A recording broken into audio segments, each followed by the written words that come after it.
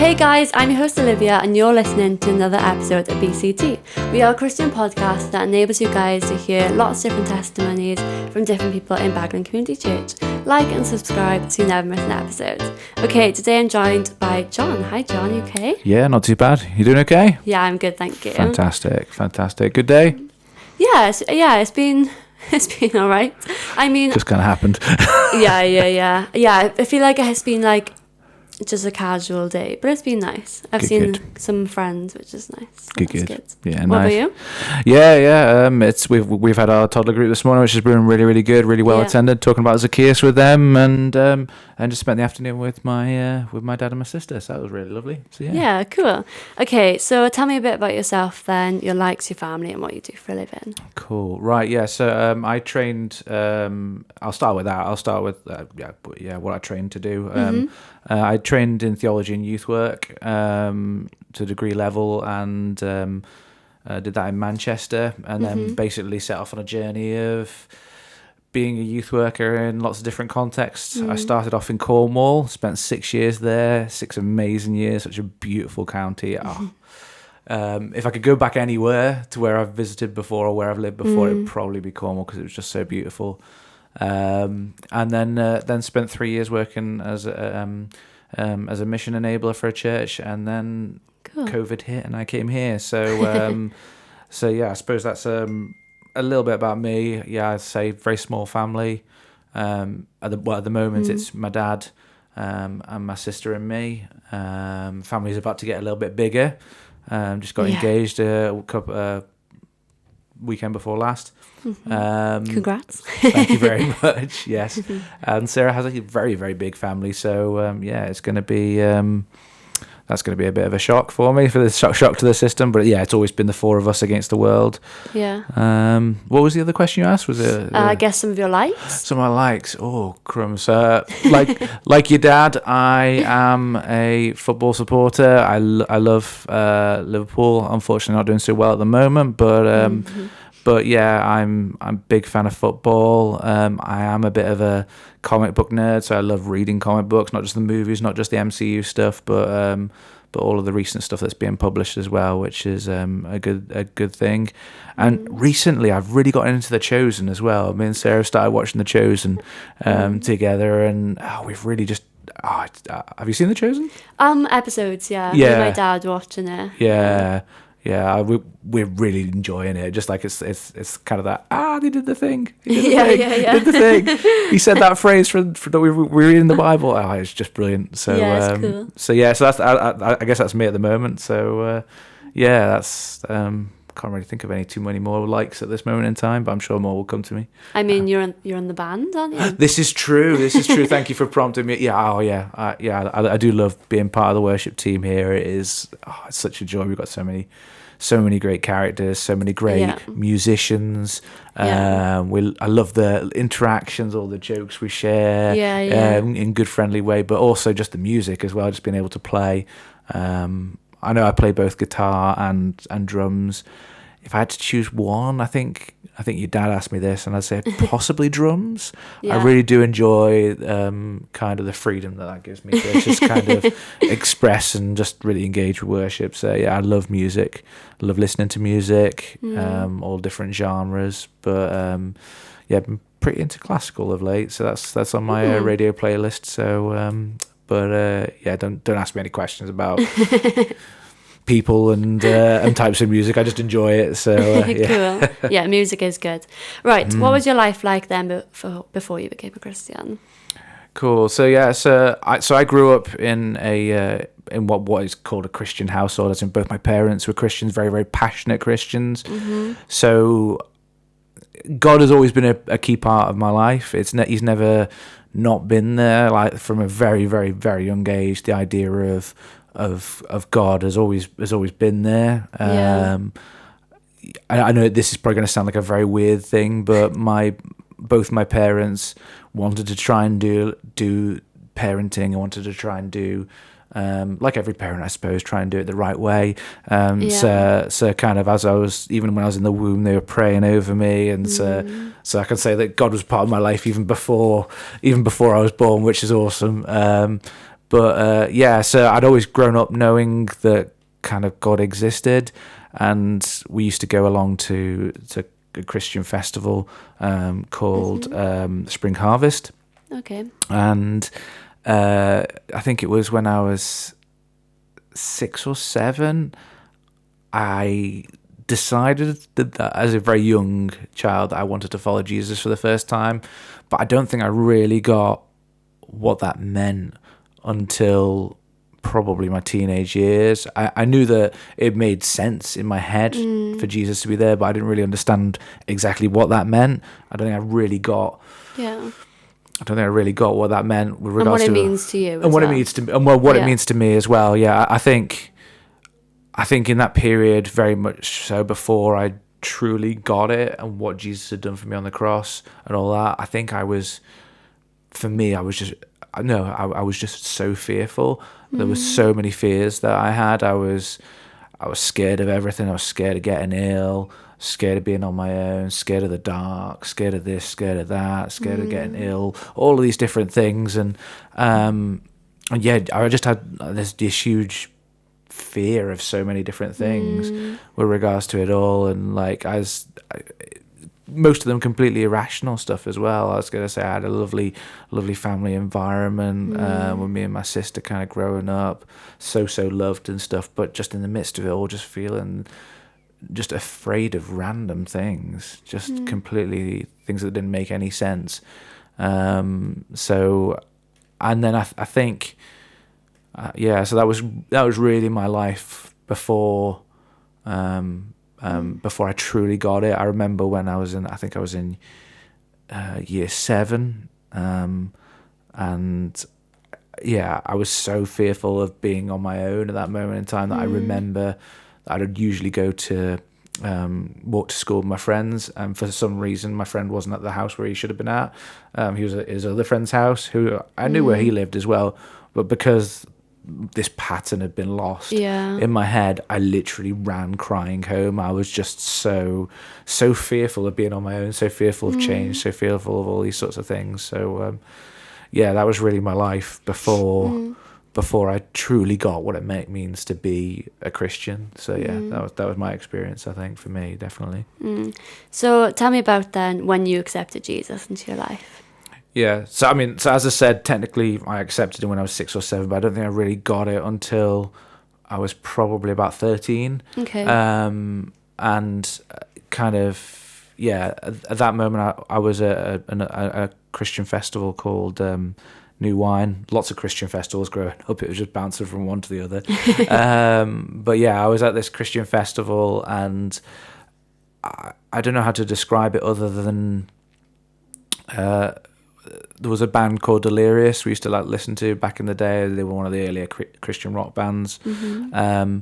And they had a song, sometimes we sing it in church, called Majesty, Majesty, Forever I'm Changed by Your Love, and all these sorts of things.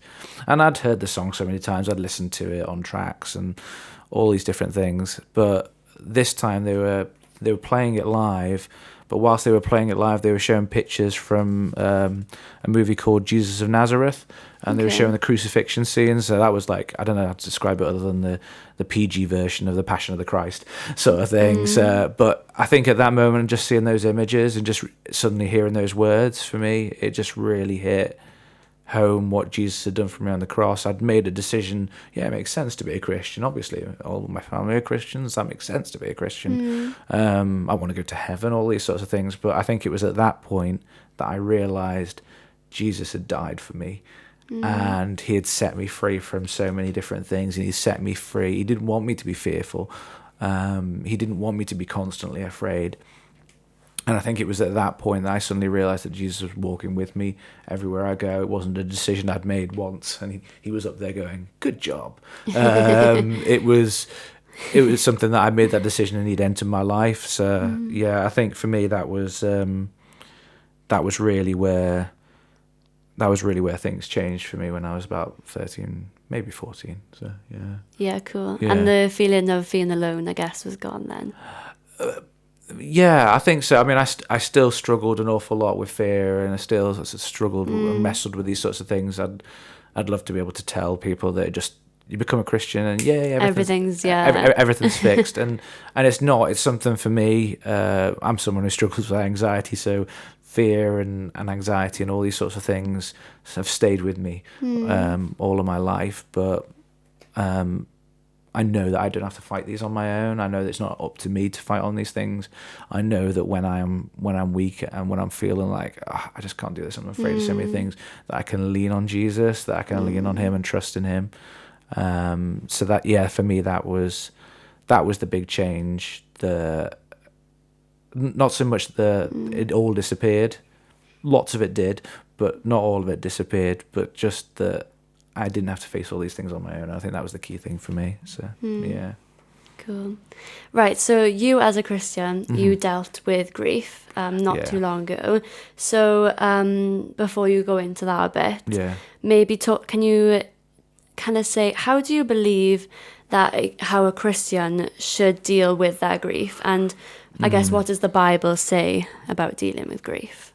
Yeah. Well, I think grief is a weird and very, very strange thing, because I get this sense that it's both something that is completely natural and completely unnatural as well. I'll try and explain what I mean by that. So unnatural in the sense of when we look at the Bible and we look at the Garden of Eden at the start, the intention was that we'd walk with God forever. The death wasn't meant to be in that in the equation.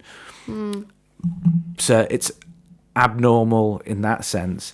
But then since death has become part of the thing because of sin coming into the world, we read so many stories in the Bible of people that are grieving, people that are mourning, some people that are grieving over, like it's quite common for us now, like of the death of loved ones, but also people grieving over like the destruction of buildings, like the destruction of the temple, which was very important for the people at the time.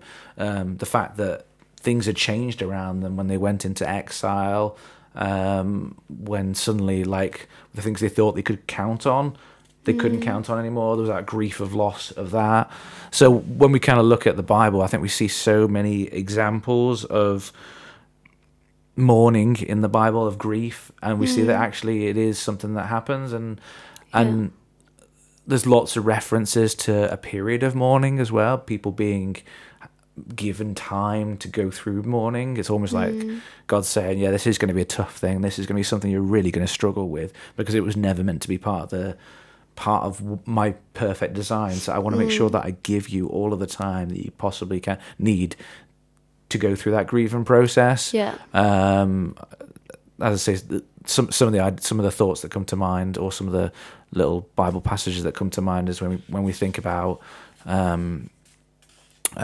wives losing their husbands, which was quite common then, because usually the age gap was a lot more than it is now. But they were encouraged to have a period of mourning before they went to try and find another husband, or to go out and start relationships afresh and stuff like that. And so I think kind of looking through the Bible, I think we can see that dealing with death, mourning, all of these sorts of things are normal things, and are things that, and God wants to really support us in that. It's not something we want to travel in alone, and especially when we look at some of the Bible characters as well, these aren't people that are quietly shedding a little tear like you see in some of those movie clips, where it's just like the person's sad but they've got to be stoic and they've got to hardly show an emotion. You just see like a single tear roll down the cheek. No, these are people that are wailing. These are people that are tearing their clothes. These are people that are really expressing all of their emotions in their hurt and in their grief. So I think what we see within the Bible is that grief was never meant to be part of it. But when it became part of the picture, God wanted to give us the time. He wanted us to express ourselves. He wanted us to just kind of really go into that, and try and how we should kind of deal with it is sort of by expressing our emotions, and that's okay. It's okay to grieve. It's part of where we're at in this state that we're in at the moment. So yeah. No, definitely. Yeah. It's just important to be honest, isn't it? I think so honest with where you're at. I think that's what we see from all the biblical characters, is that they're really honest about all of these things. I mean, one of the characters that comes to mind is Job. Like, he's so honest with his friends about, like, I've lost lots. I've lost family members. I've lost my livelihood. I've lost cattle. I've lost possessions. I've lost all these sorts of things. And I'm really in deep sorrow at this moment in time. They're being so honest and so vulnerable with the people around them. But I think also being honest with God about it as well. Yeah. I mean, we can go through all of the Psalms, and yeah, there are some great songs about praise, but there are also some songs that are mourning where David's like, what's going on here? And it's really expressing himself to God, like, how do I deal with all of this? People are trying to kill me. I've lost sons. I've lost all of these sorts of things. How do I deal with all of this sort of thing? So yeah, definitely being honest with God as well as with each other. Yeah, it's so important. Yeah. Okay, right, next question. How should we, as Christians, comfort a grieving person biblically? Oh, yeah, that is, yeah, I think I'd love to say that there's one right answer for it, but well, I suppose there is, like, there is one answer that comes to mind. I suppose looking at the Bible, I think the story that comes to mind for me is of Lazarus, when I think it's in the Gospel of John, when Jesus' friend Lazarus dies, and Jesus goes, he takes his time, but he eventually goes to where Lazarus is, and Lazarus' sisters Mary and Martha, we all often remember the story of Martha complaining about all of the work that he's doing in the house and saying, Mary, you need to help me. But this is the other story of Mary and Martha, and I think, kind of reflecting on it, it's very much that story that helps us to understand how we help biblically, or at least from what Jesus did. So we get this story, and we get Jesus. He's coming towards the house, and Martha's the first one off. She's the thinker. She needs to process all these things, and she runs to Jesus, and she kind of has this back and forth. She talks it through with him. She has these discussions about like I know that you could have healed him, and I know that you can still heal him, and I know all these sorts of things, and I know I'm going to see him. And she's a talker. She needs to express herself. She needs to talk about it.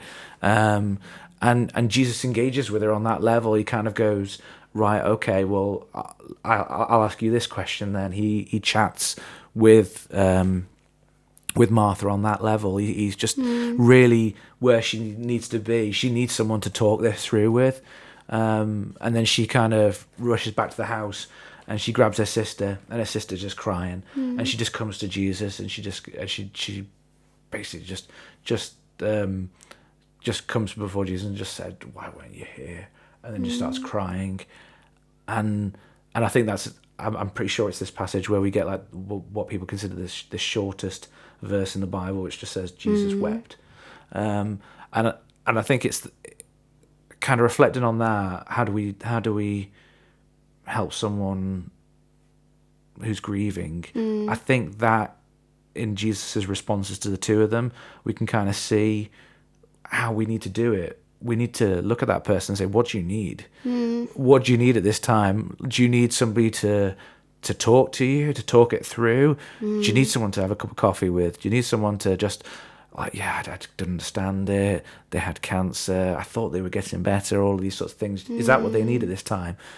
Or do they need someone who's just going to sit with them and just going to weep with them and just going to sit in that moment with them and just not try and say anything, not try and change anything, but just give them space and just listen.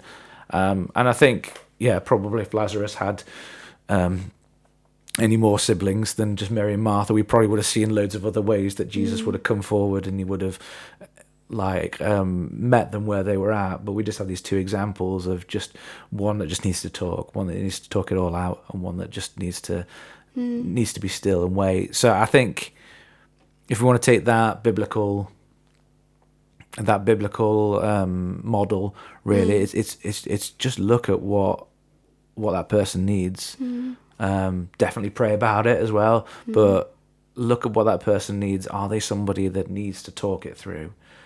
And kind of in the role I've done in this church, kind of working as a pastoral, I've seen people just need to talk it through. They just need to have conversations. They just need to chat it through. Yeah. But there are some people who just I need to do it on my. I need to just weep. I just need you to sit with me.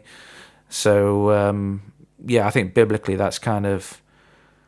I think that's kind of what we see is that that's how we need to do. Just look at what that person needs and just try and respond to them and give them space, and give them time as well. I mean, we see, like, as I mentioned earlier, there were times of mourning.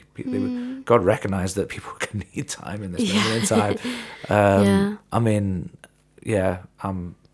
so today's the 2-year anniversary of my mum passing away. So 2 years, that's a long time, isn't it?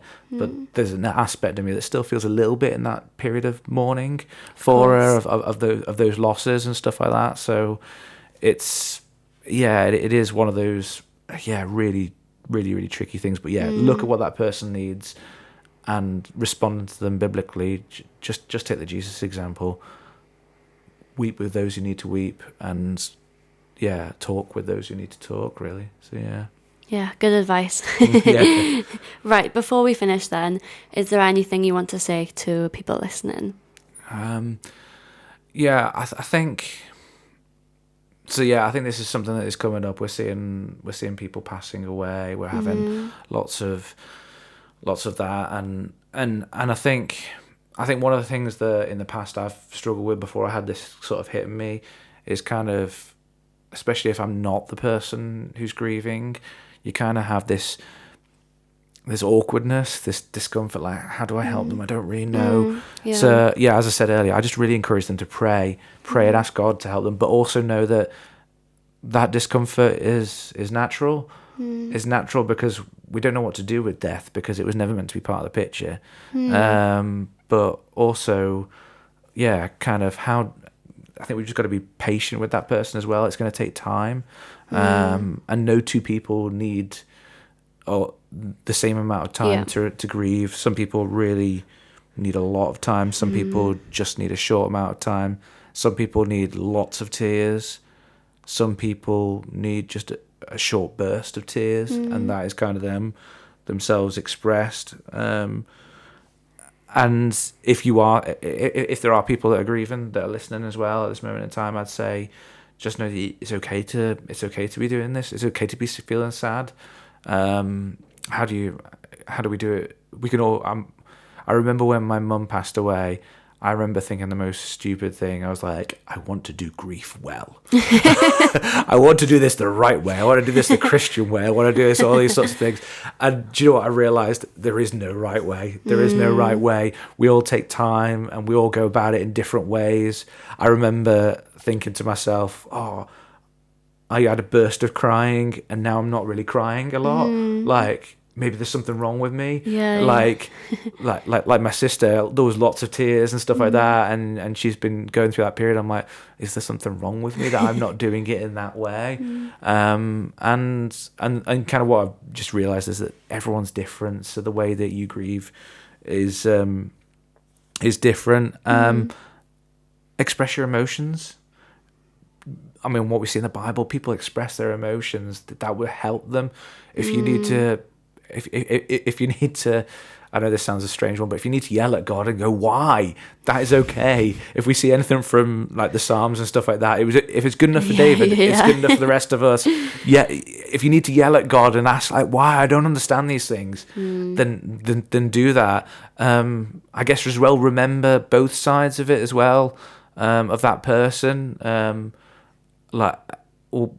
Keep those memories alive, but not just all the good ones if you had a great relationship with them, not just all the bad ones if you had a bad relationship with whoever that person was, but keep it in balance. Remember that there was good moments in a poor relationship, and try and hold on to those moments, whilst accepting there was a lot of bad moments. But if you had lots of good moments, just remembering that there were bad moments as well. There were moments where that person wasn't wasn't perfect. And I guess as well the really tough one, and I guess the one that's the hardest really, is the way you grieve for somebody that you know was saved is going to be a lot different from the way that you grieve for somebody who either you don't know was saved or who you know didn't believe in God or didn't want anything to do with God. And that's tough. And it's okay to know that is tough, that it's okay to know that you don't have to have all the answers with regards to that. We need to trust in God, that he's got the answers. And sometimes we won't know why that person was taken away from us. But all we know is that God is in control. Yeah. And for those moments, all we can do is just hand it over to him and just invite the Holy Spirit to work in our lives. And I think that's really the main thing. Whether you're grieving or whether you're helping someone with grief, pray and just let the Holy Spirit just enter into your life and just help him change your thinking so you can see the things the way that God sees them. Because that is what the Spirit does. So, I guess that's really all I've got to say with regards to. I mean, to be fair, there's so much we could talk about, but of course, because it's a big one, and and I suppose the final thing that I'd just like to say, if that's all right, is just if anyone listens to this and kind of is going through that or wants to talk about grief or something like that, I'm an open book. So come and chat with me in church if you see me in church, or if you see me around on the street or whatever, chat with me about it. It's something that I'm quite open and honest about. I don't want to hide, and I hope that whatever I've been through can help other people. So amazing, cool. Right, thank you so much for coming on the podcast, John. Thank you, it's been great. Thank you so much. I'm sorry it's been a bit of a depressing one, but I think it's important to discuss, isn't it? It is important to discuss, and I think remembering as well that there is hope. Yeah, we have hope at in the end Jesus. of the tunnel. Yeah, absolutely. And for those that we know have gone to glory, we're going to see you again. And we're going to have an amazing party, and if they're already ahead of us, they're I know my mum's rocking it out with Jesus at the moment. She's enjoying it. She's just worshipping it before the throne. So that's amazing. Keep that joy there. Yeah, that hope is good. Indeed. Right, thank you guys so much for listening to another episode of BCT. Let us know what you thought of this episode and also what you want to hear us discuss and talk about more. You can follow us on all the social media platforms to keep up with any updates. Bye for now. Bye.